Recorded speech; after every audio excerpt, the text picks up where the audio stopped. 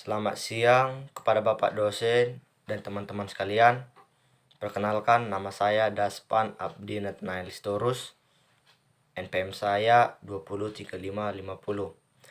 Di sini saya akan memaparkan ujian akhir semester saya yang berjudul Misi Kristen dalam Menghadirkan Gereja dan Soteriologi Keselamatan.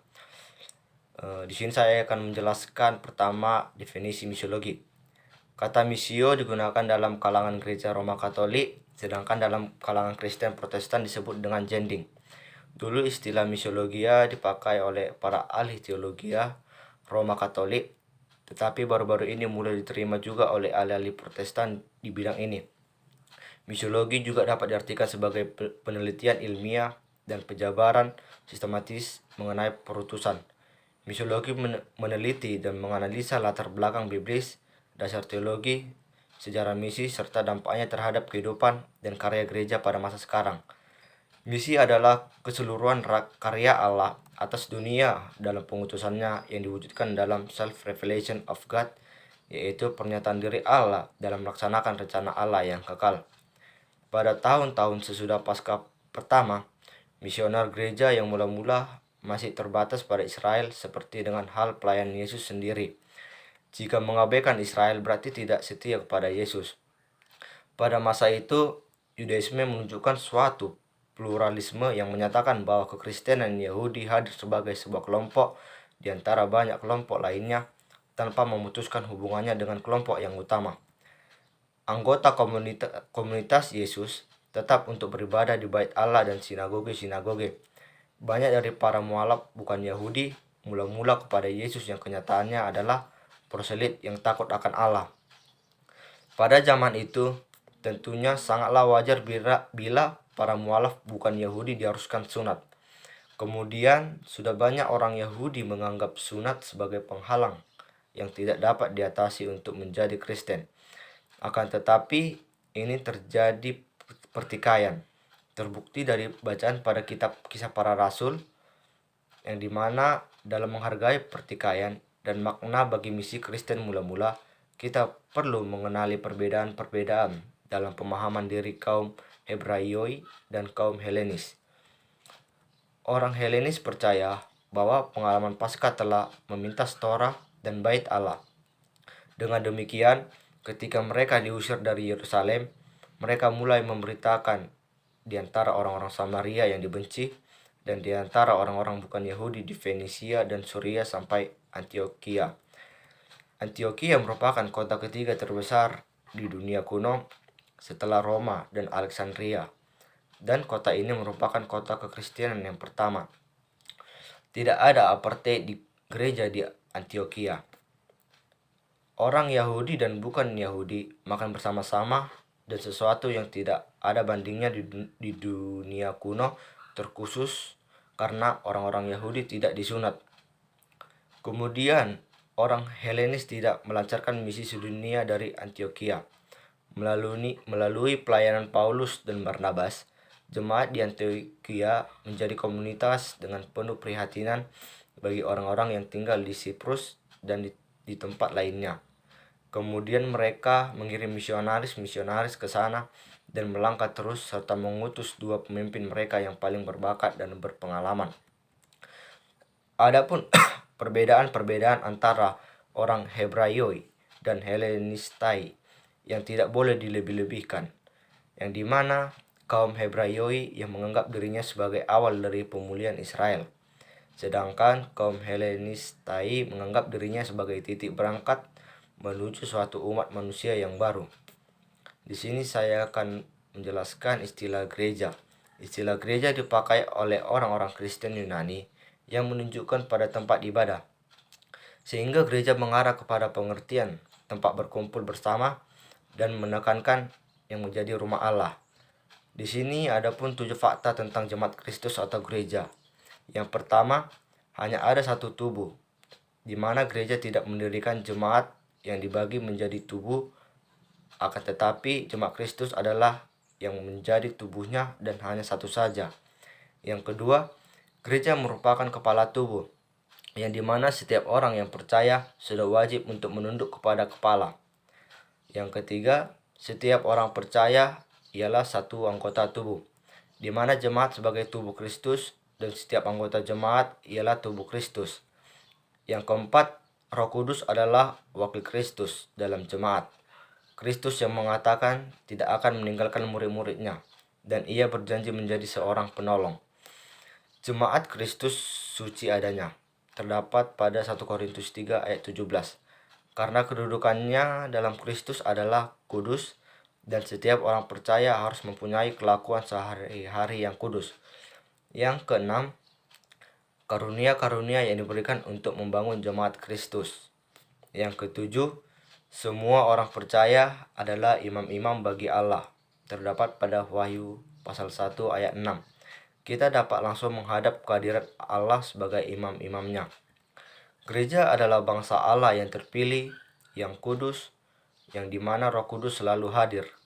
Kemudian Tuhan Yesus memberikan perintah kepada gereja agar dalam pelaksanaan misinya gereja harus memperhatikan hal-hal berikut. Yang pertama, gereja harus aktif, di mana Yesus berkata, "Pergilah." Dalam Kamus Berbahasa Indonesia, kata "pergilah" merupakan sebuah perintah supaya berjalan. Jadi kita sebagai gereja yang menjadi pelaku misi Allah di dunia harus bergerak maju untuk memberitakan Injil kepada segenap bangsa yang ada di bumi. Yang kedua, membaptiskan, di mana Yesus memerintahkan untuk membaptiskan. Yang dimaksud dari membaptiskan adalah gereja memberikan simbol kelahiran baru yang menjadi simbol persekutuan antara umat yang percaya dan menerima Yesus untuk masuk ke persekutuan gereja. Yang ketiga, gereja tidak boleh hanya berhenti kepada pembaptisan saja, akan tetapi bagaimana gereja membuat orang percaya masuk dalam persekutuan umat yang lainnya melalui baptisan. Jadi, setelah gereja menyampaikan misi dan membuat orang mendengar lalu percaya kepada Yesus, dan pekerjaannya tidak berhenti di situ saja, melainkan mempersekutukan mereka dengan yang lain yang telah percaya melalui baptisan kudus dan mendidiknya sehingga mereka tetap taat untuk menjalankan perintah sesuai kehendak Tuhan. Selanjutnya, gereja tidak akan bisa berkembang dan bertahan jika tidak melakukan misi dan penginjilan. Jika begitu pentingnya peranan misi dan penginjilan dalam gereja. Seharusnya gereja menjadi sebuah elemen yang penting dan harus dilaksanakan oleh gereja sebagai subjek misi. Gereja diutus sebagai subjek yang wajib membagikan keselamatan yang telah diterimanya kepada dunia sebagai objek dari misi Allah.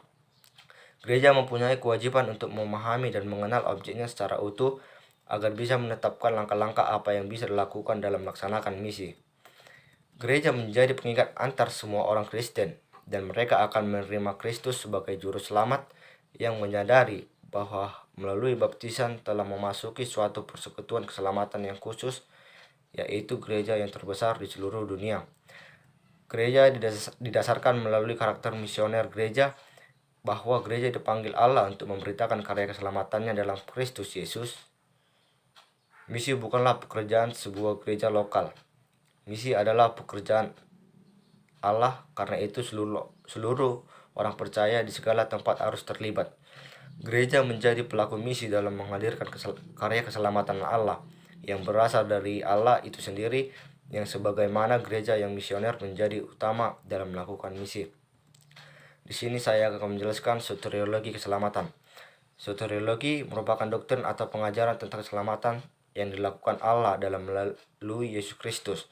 Soteriologi membahas penganugerahan keselamatan melalui Kristus serta penerapan keselamatan itu melalui Roh Kudus.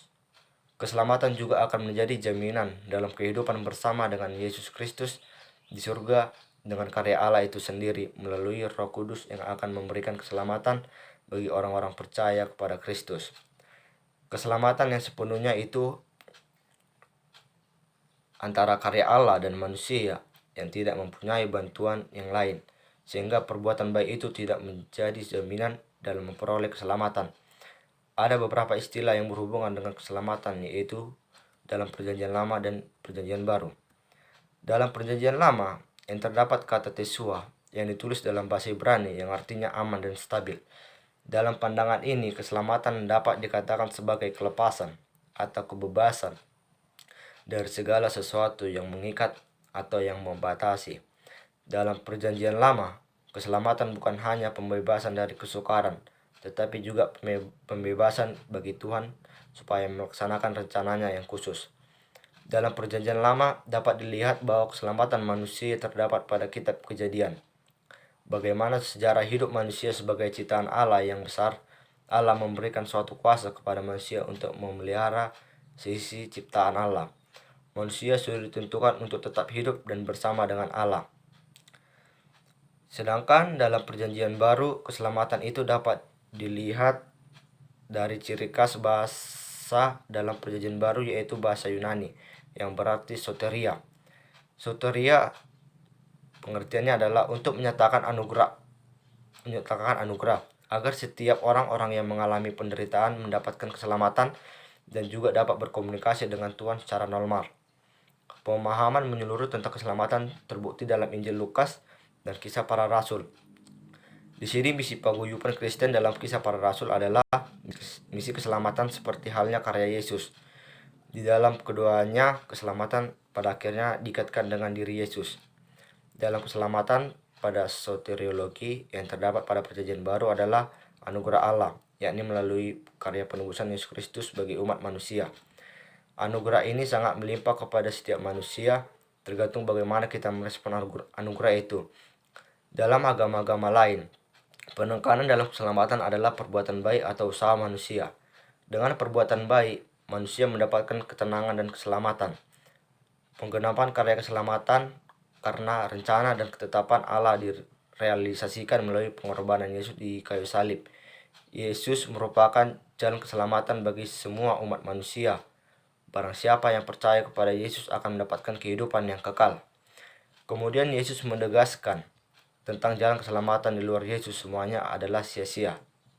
Keselamatan yang mutlak dan tidak ada seseorang di dunia ini bisa menandingi pengorbanannya hanya datang melalui Kristus.